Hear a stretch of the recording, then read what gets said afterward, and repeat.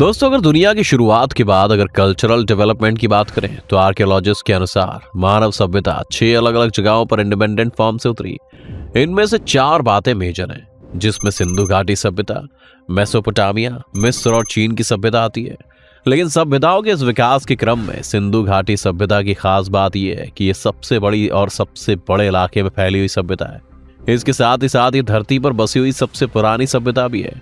अगर आप देखें तो ऐसा अनुमान लगाया जाता है कि सिंधु घाटी सभ्यता का फैलाव लगभग 10 लाख किलोमीटर के इलाके में था, जिसमें लगभग 50 लाख लोग रहते थे। और इसी सिंधु घाटी सभ्यता के जो अवशेष के रूप में शहर मिले हैं, उसे आप मोहनजोदाड़ो के नाम से भी जानते होंगे, जिसकी खोज के बाद से पूरी दुनिया में भारत का रुतबा अपने आप बढ़ गया था। आज ये ऐतिहासिक धरोहर पाकिस्तान में मौजूद है, लेकिन उसकी हालत दिन ब दिन खराब होती जा रही है और पाकिस्तान की सरकार इसके लिए कुछ भी नहीं कर रही है। जबकि मोहनजोदड़ो को इस समय की सबसे बड़ी वैश्विक धरोहर के रूप में देखा जाता है और खुद यूनेस्को इसकी देखभाल करने में लगा रहता है। तो आखिर पाकिस्तान में ऐसा क्यों हो रहा है, ये समझने के लिए सबसे पहले हम ये समझ लेते हैं कि सभ्यता आखिर खत्म कैसे हुई। तो आपको बताएं कि 700 साल तक खूब फैलने फूलने के बाद सिंधु घाटी सभ्यता का पतन होना शुरू हो गया और 1300 साल के इसके सारे निशान खो गए। सिंधु घाटी सभ्यता क्यों खत्म हुई, इसको लेकर अलग अलग थ्योरी सामने है। एक थ्योरी है कि उन लोगों पर बाहर से आक्रमण हुआ, लेकिन इस थ्योरी को लेकर कोई पुख्ता सबूत नहीं मिले कि कोई बाहर के लोग इन्हें बर्बाद करने आए थे। दूसरी थ्योरी कहती है कि क्लाइमेट चेंज के चलते नदियों का पानी कम हुआ। मानसून की कमी के चलते वहां की सबसे जरूरी नदियां घग्गरा और हाकरा सूखने लगी, जिसके चलते जिस खेती के नाम पर लोग वहां आकर अपनी सभ्यता बढ़ा रहे थे, उनकी उपज में कमी आई, जिससे धीरे धीरे ट्रेड कम हुआ तो लोगों में इंटरनल फाइट बढ़ने लगा। इसके बाद बीमारियों ने डेरा डाला और लोगों ने इस इलाके को छोड़ दिया। एक और थ्योरी भूकंप की वजह बताती है। 2200 ईसा पूर्व धौलावीरा में भूकंप के सबूत मिले हैं। संभव है कि बढ़ते भूकंपों के चलते लोगों ने इस इलाके को छोड़ दिया हो। इसके अलावा एक थ्योरी ये भी है कि सिंधु घाटी सभ्यता एकदम से खत्म नहीं हुई है, बल्कि लोग धीरे धीरे से वहां से ईस्ट की ओर बढ़ते गए। यहाँ गंगा के मैदान खेती के लिए सुटेबल थे, इसलिए कुछ सदियों तक लोगों के पलायन का सिलसिला चला और जब अधिकतर लोग भारत के दूसरे स्थानों पर बस गए तो सिंधु घाटी के आसपास का इलाका खाली हो गया और 1300 ईसा पूर्व सिंधु घाटी सभ्यता पूरी तरह खत्म हो गई। लेकिन बात इस सभ्यता के सबसे बड़े शहर यानी मोहनजोदड़ो की करें तो इसका नाम दड़ो शब्द से बना है, जो कि एक सिंधी भाषा का शब्द है। इसका अर्थ है मुर्दों का टीला। ये दुनिया का सबसे पुराना प्लान्ड और एक्सीलेंट शहर माना जाता है। सिंधु घाटी सभ्यता के सबसे व्यवस्थित तरीके से बसे शहरों में से एक मोहनजोदड़ो, जिसकी खोज रखालदास बनर्जी ने 1922 में की थी। इसकी खुदाई के समय बड़ी संख्या में इमारतें, धातुओं की मूर्तियां और मोहरें हासिल हुई। बताया जाता है कि बीते 100 सालों में अब तक इस शहर में सिर्फ 1/3 भाग की खुदाई हो सकी है और अब तो पाकिस्तान की सरकार की लापरवाही के चक्कर में वो भी बंद हो चुकी है।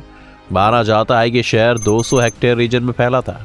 इतिहासकारों के मुताबिक सिंधु घाटी सभ्यता का ये शहर, जो कि पाकिस्तान के लरकाना से 20 किलोमीटर दूर और सक्खर से 80 किलोमीटर दूर जनूब मगरेब में मौजूद है, विश्व की सबसे प्राचीन नागर सभ्यता है। भारतीय सिंधु घाटी सभ्यता काफी पुरानी मानी जाती है। हाल ही में एक रिसर्च में दावा किया गया है कि सिंधु घाटी सभ्यता का आरंभ काल तो तकरीबन 8000 ईसा पूर्व से है, जो दुनिया की प्राचीन मिस्र और सुमेर सभ्यता से भी पुरानी है। यह रिसर्च 2016 में IIT खड़गपुर और भारतीय पुरातत्व सर्वेक्षण के वैज्ञानिकों ने की है। इस सभ्यता की लिपि को अब भी ठीक से नहीं पढ़ा जा सका है। जहां तक मोहनजोदड़ो की बात है, ये आज भी पाकिस्तान में मौजूद है और उसकी बनावट ऐसी है कि इसकी सड़कों और गलियों में आप आज भी घूम सकते हैं। हिस्टोरियंस के अनुसार ये शहर जहां था आज भी वही है। यहाँ की दीवारें आज भी मजबूत हैं। दुनिया के तमाम इतिहासकारों ने इसे नगर भारत का सबसे पुराना लैंडस्केप कहा है।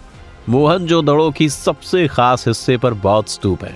फ्रांस के एक आर्कियोलॉजिस्ट थे जियां फ्रांसवा जेरेज। 1980 के दशक में उनकी टीम बलूचिस्तान में हड़प्पा काल से जुड़ी एक साइट पर खुदाई कर रही थी। वहां तो उन्हें बेशकीमती धरोहर हाथ लगी, ऐसी जगह जहां 7000 ईसा पूर्व से चली आ रही बसावट के निशान मिले। वो दक्षिण एशिया में खेती बाड़ी और पशुपालन की सबसे पुरानी जगहों में से एक मानी जाती है।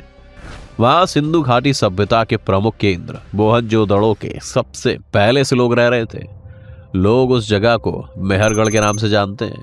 बलूच जुबान में मेहर का मतलब है इश्क और गढ़ का मतलब है जन्नत। लेकिन करीब 300 हेक्टेयर में फैली वो धरोहर लगातार बर्बाद हो रही है। तस्करों के हाथ लूटी जा रही है। दरअसल पाकिस्तान में सिंधु घाटी सभ्यता से लेकर बौद्ध काल तक की तमाम धरोहरों का हाल ऐसा ही है। तक्षशिला तो अपनी प्राचीन यूनिवर्सिटी के चलते दुनिया भर में मशहूर है, उसकी देखरेख पर यूनेस्को नजर रखता है, लेकिन वहां भी बौद्ध काल की तमाम जगहों का बुरा हाल है। ऐसा एक स्तूप है, मोहरा मुरादो स्तूप। इसे सम्राट अशोक के पुत्र कुणाल ने बनवाया था। इस स्तूप का जिक्र चीनी के वैनसांग में भी किया गया है। वहां एक बौद्ध विहार के भी रिमेन्स हैं।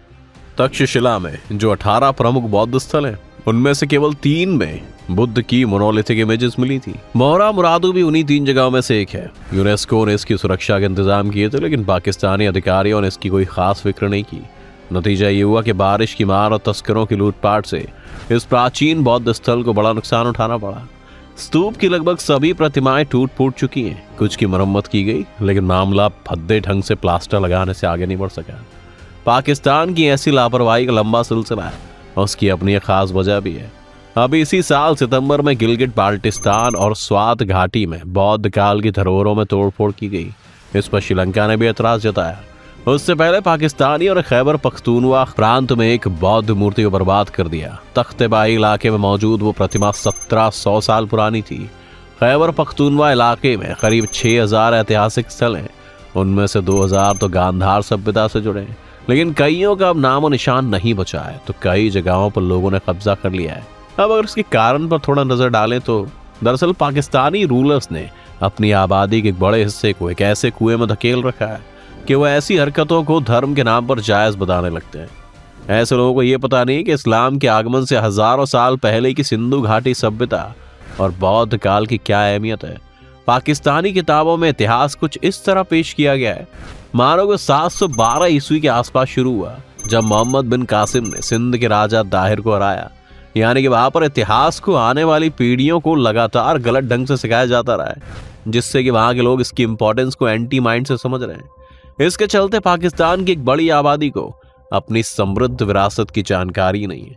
उन्हें नहीं पता कि वह आज के पंजाब इलाके में ही राजा पोरस का जन्म हुआ था, जिनसे टकराकर सिकंदर की सेना का हौसला डावाडोल हो गया था। पोरस का साम्राज्य झेलम और चेनाब नदी के बीच में दुआब में ही था। पोरस और सिकंदर का यह युद्ध ईसा पूर्व 326 ईस्वी में हुआ था, यानी इस्लाम के आगमन से लगभग 900 साल पहले। पाकिस्तानी जब पोरस को अपना हीरो मानने से इनकार कर चुके हैं, तो चाणक्य को क्या तवज्जो देंगे, जिनका जन्म तक्षशिला में हुआ, वहीं उनकी पढ़ाई लिखाई हुई। चाणक्य का पूरा जीवन भी इस्लाम के आगमन से पहले का है, लेकिन पाकिस्तान इतिहास को इस्लाम के उदय के साथ से शुरू हुआ मान रहा है। और जब पोरस और चाणक्य को भुला दिया गया है, तो फिर गणित की अपनी धरोहर को क्या ही याद रखेंगे पाकिस्तानी। ये धरोहर पेशावर के पास बख्शाली गांव में मिली पांडुलिपि में। वहां 1881 में खुदाई के दौरान एक अनमोल खजाना हाथ लगा। 70 भोज पत्रों पर गणित के सूत्र, सवाल और उनके हल लिखे, और उसमें शून्य का जिक्र भी है। कार्बन डेटिंग से पता चला कि वो मैन्युस्क्रिप्ट 3वीं से 4वीं सदी की है। वो दुनिया की सबसे पुरानी मैन्युस्क्रिप्ट है जिसमें शून्य का जिक्र है। इसका मतलब यह है कि उस इलाके में यूज ऑफ जीरो गणितज्ञ आर्यभट्ट के पहले से किया जा रहा था। माना जाता है कि वे सूत्र बौद्ध भिक्षुओं को गणित समझाने के लिए लिखे गए। सौभाग्य से ये मैन्युस्क्रिप्ट सेफ है ब्रिटेन के ऑक्सफोर्ड यूनिवर्सिटी में। अभी हाल ही में पाकिस्तान और इटली के पुरातत्वविदों की नजर स्वात घाटी के बाजीरा इलाके में एक बौद्ध मंदिर पर पड़ी। जांच में पता चला कि वो 2300 साल पुराना है। वहां भी काफी लूटपाट हो चुकी थी। गनीमत यह थी कि कई कलाकृतियां सुरक्षित थी। वहां सिक्कों, गहनों और बर्तनों के साथ ही करीब 2700 पुरानी चीजें मिली। लेकिन इन एंटीक्स का होगा क्या, इस पर अगर बात करें तो ये प्रॉपर्टी पाकिस्तान की तो ही, लेकिन पाकिस्तान में म्यूजियम्स का अलग ही हिसाब किताब है। कईयों में बौद्ध काल की चीजों को इस तरह रखा गया है मानो उनके होने या ना होने से कोई फर्क ही नहीं पड़ता। ऐसा हाल कराची के नेशनल म्यूजियम तक में।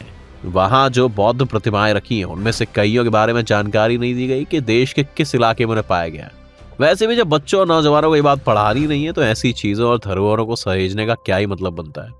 बुद्ध की प्रतिमाओं यानी कि बुतों को पैगनिज्म यानी बुत परस्ती से जोड़कर देखा जाना आम बात है। वहां कट्टर लोगों को लगता है कि इन चीजों से उनके इस्लाम को खतरा हो सकता है। दरअसल मोहम्मद अली जिन्ना ने भले ही पाकिस्तान बनने पर अपने पहले भाषण में पाकिस्तान को एक सेक्युलर नेशन बनाने पर जोर दिया था, बाद के रूलर्स ने अपने कायदों को सिर्फ प्रॉम्प्ट्स तक ही समेट कर रख दिया। अहमदिया मुसलमानों के बारे में जुल्फिकार अली भुट्टो के शासनकाल में दिखाई गई डरावनी तस्वीर की जो शुरुआत हुई, उसकी रफ्तार फौजी तानाशाह जनरल जिया उल हक ने और बढ़ा दी। मजहबी कट्टरता ने पाकिस्तान का ऐसा हाल कर दिया है कि उसने साझा विरासत के अपने सुनहरे अतीत पर पर्दा डाल रखा है। खैर, ऐसा ही रहा तो महज अपनी छोटी सोच के नाम पर पाकिस्तान दुनिया के सबसे पुराने शहर के अवशेषों को बर्बाद कर देगा। आपकी इस मामले में क्या राय है, हमें कमेंट करके जरूर बताएं। साथ ही इस वीडियो को लाइक और शेयर करना ना भूलें और हमारे चैनल को सब्सक्राइब भी कर लें।